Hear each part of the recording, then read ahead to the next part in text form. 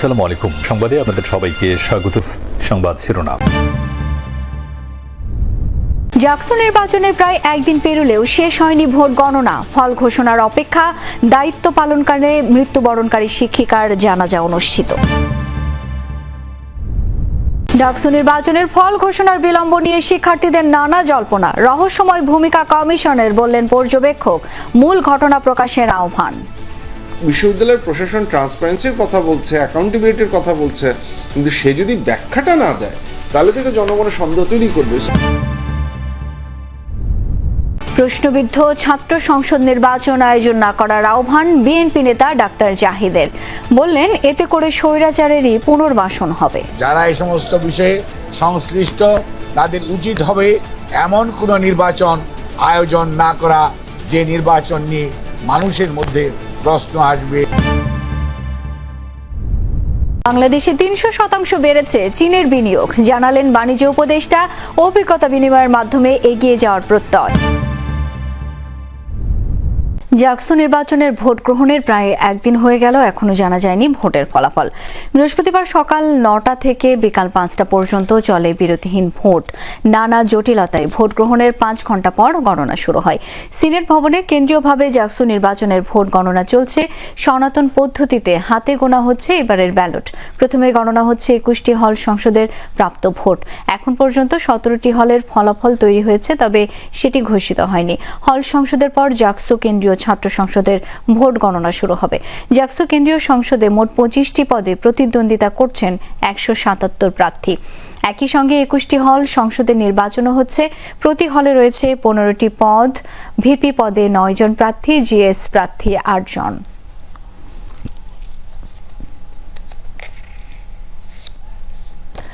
দর্শক, এ পর্যায়ে যেতে চাই সিনেট ভবনে। সেখানে রয়েছেন সহকর্মী রিয়াজ রায়হান। রিয়াজ, এখন পর্যন্ত কয়টি হলের ভোট গণনা শেষ হলো? কখন নাগাদ ঘোষিত হতে পারে ফলাফল?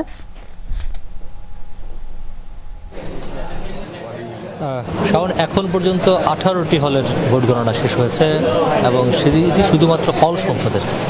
21টি হল রয়েছে, 21টি হলের মধ্যে 18টি হল শেষ হয়েছে। 3টি হলের দুপুর 2টা থেকে শুরু হওয়ার কথা রয়েছে, কারণ 1টা থেকে 2টা পর্যন্ত বিরতি ছিল নামাজ এবং খাবারের। তো সব মিলিয়ে কিছুক্ষণ পরে হয়তো বাকি যে 3টি হল রয়েছে, তাজউদ্দিন আহমেদ হল, তারামন বিবি হল এবং প্রীতিলতা হল। আপনি জানেন নিশ্চয়ই যে প্রীতিলতা হল এই নির্বাচনের দায়িত্ব পালন করতে সেই প্রীতিলতা হলের একজন কর্মকর্তা পলি গেছেন এবং যিনি একই সঙ্গে চারুকলা বিভাগের সহকারী অধ্যাপক জাহানারা পারভিন, তিনি জান্নাতুল ফেরদৌস, তিনি ইন্তেকাল করেছেন। তার নামাজে জানাজা কিছুক্ষণ আগে অনুষ্ঠিত হয়েছে জাহাঙ্গীরনগর বিশ্ববিদ্যালয়ে।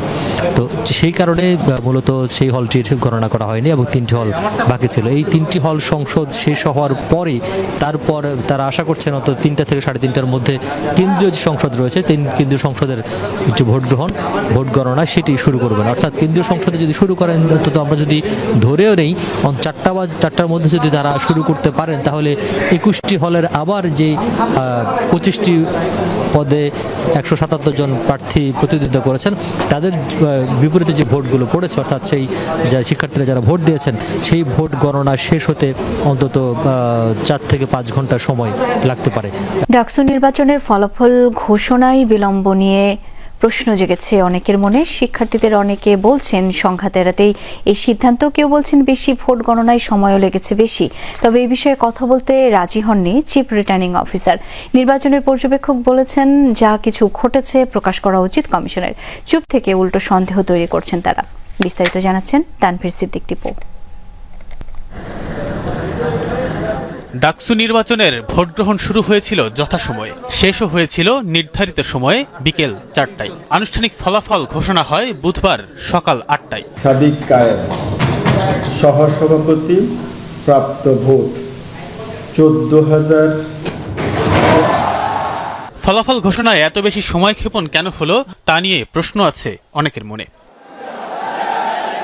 এ বিষয়ে শিক্ষার্থীদের আছে নিজ নিজ বিশ্লেষণ। কেউ বলছেন অপ্রীতিকর ঘটনা এড়াতেই এই বিলম্ব, আবার কারো ধারণা কয়েক লক্ষ ভোট গুনতেই কেটে গেছে দীর্ঘ সময়। আমার যেটা মনে হয় প্রশাসন এই বিষয়টাও মাথায় নিছে যে একটু সময় গোড়াক, ক্যান্ডিডেট যারা আছে বা যাদের সমর্থক আছে ওনাদের সমর্থকরা একটু মাথা ঠান্ডা করুক, যাতে করে কোনো ধরনের বিশৃঙ্খলার সৃষ্টি না হয়। অনেক ভোট কাস্ট হয়েছে এবং কাস্ট হওয়ার পর শিক্ষার্থীদের মধ্যে একটা উত্তেজনা, ঢাকা ইউনিভার্সিটিতে একটা টানটান উত্তেজনা তৈরি হয়। কিছু কিছু কেন্দ্রে মেশিনের টেকনিক্যাল প্রবলেম আর একটু ঝামেলা ক্রিয়েট হয়েছিল। হয়তো তারা একটু ভয়ে ছিল যে ফলাফল প্রকাশিত হলে শিক্ষার্থীদের মানে রিয়াকশন কি হবে। ভোট গণনায় দেরি বা বেশ কিছু টুকটাক ঘটনা প্রশ্ন রেখে যায়।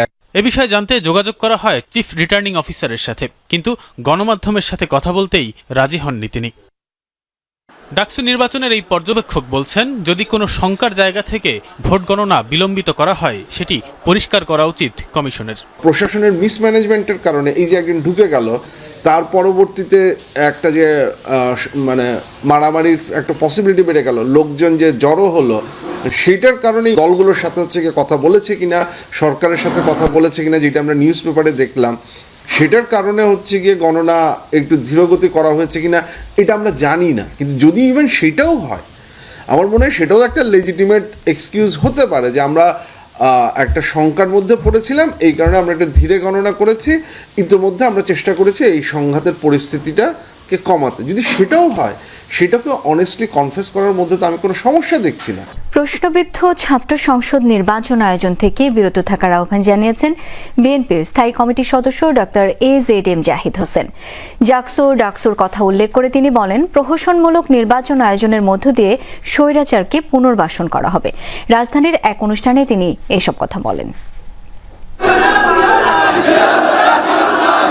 সকালে বিএনপির প্রতিষ্ঠাতা জিয়াউর রহমানের সমাধিতে শ্রদ্ধা জানান ডিপ্লোমা ইঞ্জিনিয়ার্স অ্যাসোসিয়েশন অব বাংলাদেশের নবনির্বাচিত আহ্বায়ক কমিটি।